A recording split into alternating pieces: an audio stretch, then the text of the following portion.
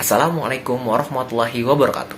Perkenalkan kami dari kelompok 2 kelas 11 MIPA 1. Di sini saya sebagai pembicara 1 atau pemateri 1 yaitu Denis Satriani Sucipto Putra. Dan yang kedua, pemateri kedua adalah Tri Ambarwati. Di sini saya akan menjelaskan mengenai sel neuroglia, lalu mekanisme pengantaran impuls dan juga sistem saraf tepi. Dan yang ketiga adalah Muhammad Novel Ramadan. Di sini saya akan menjelaskan tentang materi sistem saraf pusat dan sinapsis. Pada kesempatan ini saya akan menjelaskan tentang sistem saraf. Apa aja sih sistem saraf itu? Yang pertama, sistem saraf adalah salah satu sistem organ yang paling rumit tersusun dari jutaan sel saraf neuron yang berbentuk serabut dan saling terhubung untuk mendapatkan persepsi, sensor, aktivitas motor sadar maupun tidak sadar, homeostasis, proses, dan fisiologis tubuh. Kita beranjak ke neuron. Neuron merupakan unit fungsional sistem saraf berukuran panjang sekitar 39 inci serta terdiri atas bagian-bagian sel dendrit, badan sel dendrit, dan akson. Badan sel atau perikarion berfungsi mengendalikan metabolisme keseluruhan neuron. Dendrit merupakan juluran sitoplasma yang relatif pendek, bercabang-cabang, dan berfungsi menerima impuls atau sinyal dari sel lain untuk dikirimkan ke badan sel. Yang terakhir adalah akson. Akson merupakan juluran sitoplasma yang panjang berkisar 1 mm sampai 1 meter atau cabang tunggal berbentuk silindris yang berasal dari badan sel. Ujung akson bercabang-cabang seperti ranting dan berfungsi mengirimkan impuls ke sel satu neuron dengan neuron lainnya. Nah, setelah itu ada dua lagi neuron, yaitu neuron sensor atau aferen yang berfungsi menghantarkan impuls dari organ sensor ke pusat saraf, otak atau sumsum tulang belakang. Nah, berdasarkan fungsinya, neuron dibagi menjadi 3, yaitu neuron sensor aferen berfungsi menghantarkan impuls dari organ sensor ke pusat saraf, otak atau sumsum tulang belakang. Nah, yang kedua adalah neuron motor atau eferen berfungsi menghantarkan impuls dari pusat saraf ke organ motor, otot atau kelenjar. Terakhir adalah neuron konektor. Sesuai dengan namanya, neuron konektor berfungsi untuk menghubungkan neuron yang satu dengan neuron lainnya. Secara strukturnya nih, atau juluran sitoplasmanya, neuron dapat dibedakan menjadi 3 macam, yaitu sebagai berikut ini. Yang pertama adalah neuron multipolar, memiliki 1 akson dan 2 dendrit atau lebih. Contohnya neuron motor yang terdapat di otak dan medula spinalis. Yang kedua adalah neuron bipolar yang memiliki 2 juluran berupa dendrit dan akson. Contohnya adalah neuron pada organ indera seperti mata, hidung, dan telinga. Yang ketiga adalah neuron unipolar atau pseudo-unipolar, merupakan neuron bipolar yang tampak hanya memiliki 1 juluran sel badan sel karena akson dan dendritnya berfungsi. Contohnya neuron pada embrio dan fotoseptor mata. Sel neuroglia adalah sel penunjang pada susunan saraf pusat yang berfungsi sebagai jaringan ikat. Sel glia dapat membelah secara mitosis. Jenis sel glia ini dibagi sebagai berikut. Yang pertama ada astrosit yang berfungsi sebagai lem yang menyatukan neuron-neuron. Lalu yang kedua ada oligondendrosit. Oligondendrosit ini berfungsi untuk melapisi akson. Lalu selanjutnya ada mikroglia. Mikroglia ini berfungsi untuk pertahanan. Dan yang terakhir ada sel ependima yang merupakan membran epitelium yang melapisi rongga cerebral dan medula spinalis. Sinapsis adalah hubungan antar neuron yang satu dengan neuron lainnya. Titik temu antara ujung akson dari neuron yang satu dengan dendrit dari neuron lainnya. Atau hubungan ke otot dan kelenjar. Suatu sinapsis dibagi menjadi 3 bagian, yaitu prasinapsis, celah sinapsis, dan pasca sinapsis. Pada celah sinapsis terdapat substansi kimia neurotransmitter yang berperan mengirimkan impulsif. Proses penghantar impuls saraf melalui sinapsis disebut transmisi sinapsis. Neurotransmitter mempunyai sifat-sifat berikut. Yang pertama, eksitasi, yaitu meningkatkan impuls, contohnya asetilkolin dan norepinefrin. Yang ketiga, inhibisi, yaitu menghambat impuls, contohnya GABA. Selanjutnya adalah impuls saraf.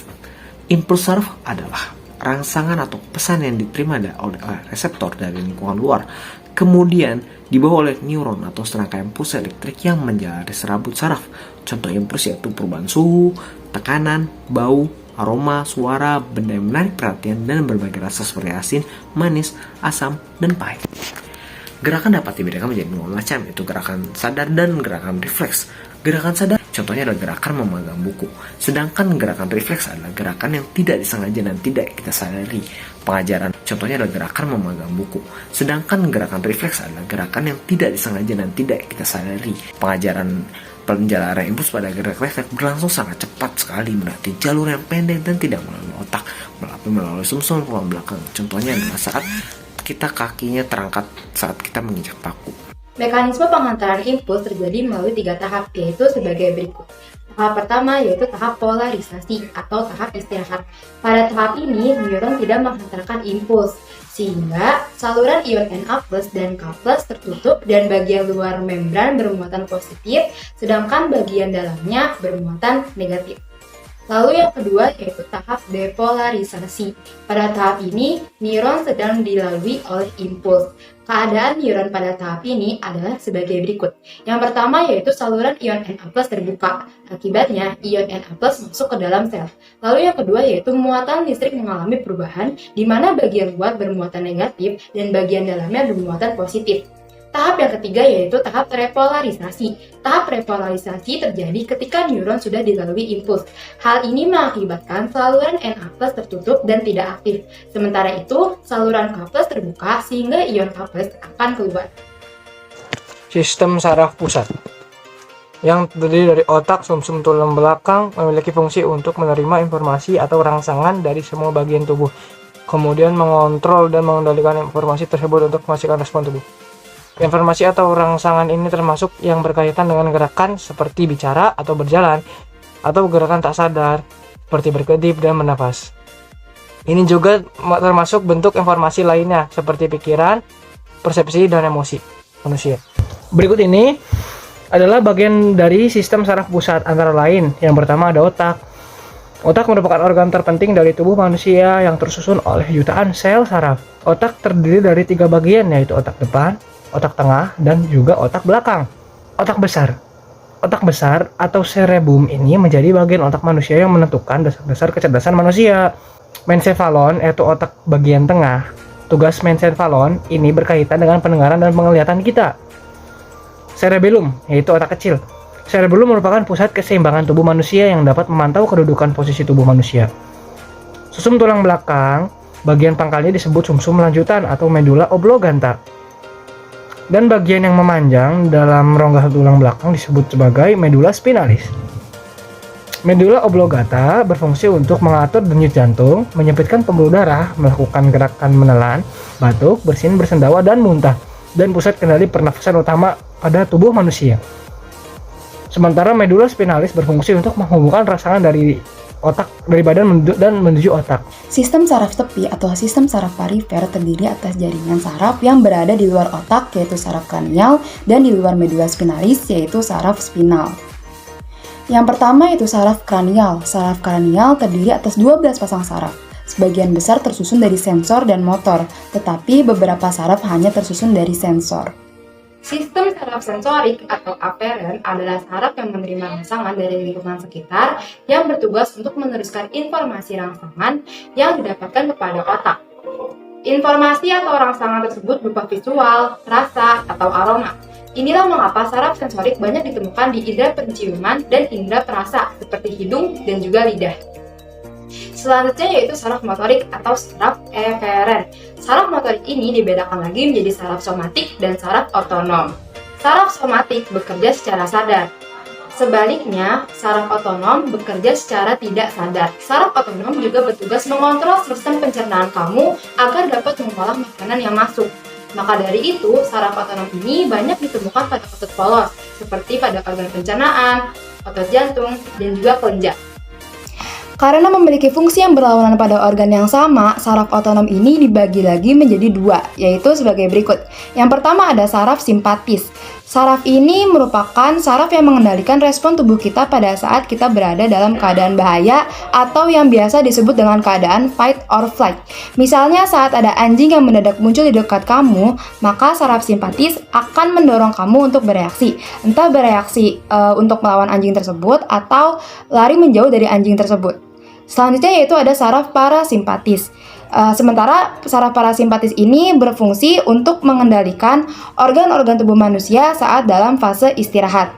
Nah, karena fungsi saraf simpatis dan parasimpatis ini berbeda, lokasi pangkal sarafnya juga berbeda. Saraf simpatis berpangkal di sumsum tulang belakang atau medula spinalis di daerah dada sampai pinggang. Sementara saraf parasimpatis berpangkal di medula oblongata yang lebih dekat dengan otak.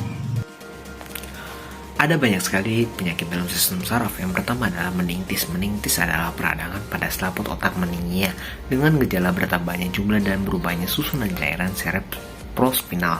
Penyakit ini disebabkan oleh bakteri atau virus. Yang kedua adalah encephalitis, adalah peradangan jaringan otak yang biasa disebabkan oleh virus.